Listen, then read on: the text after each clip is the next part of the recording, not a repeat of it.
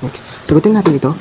The area in the second quadrant of the circle is x squared, that's y squared is equal to 36.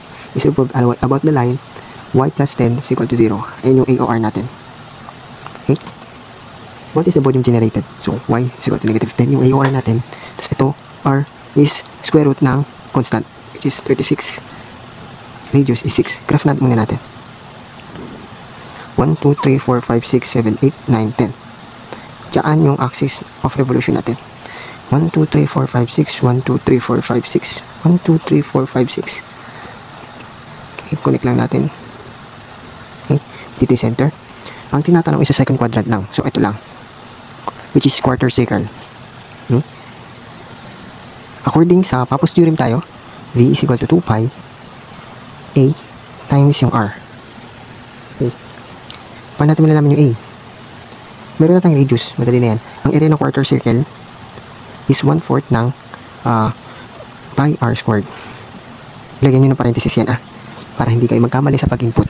So, A natin is equal to 1/4 ng pi 6 squared. Ganyan. X is yung R.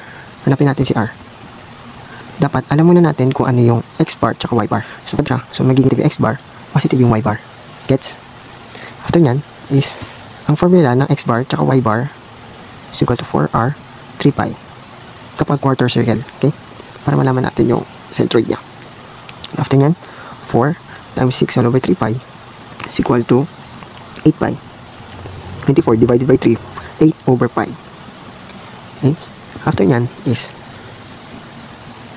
yung X bar is negative. Okay? Hindi naman natin gagamitin yung X bar kasi yung Y is 0, negative 10. Nag-excess revolution siya dun sa Y. So yun yung gagamitin natin. Therefore, ang R natin is 8 over 5 pi kasi positive naman minus negative 10 kung gaano siya kalayo dun sa centroid. Ang R is equal to 8 pi plus 10. O, pwede na natin. Insert na natin lahat.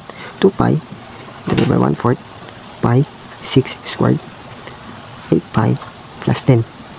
V is equal to 2 pi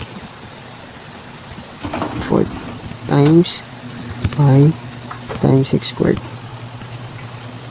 multiplied by 8 over pi plus 10. Okay. Ang volume natin is 2,228.92 which is close sa B, cubic units.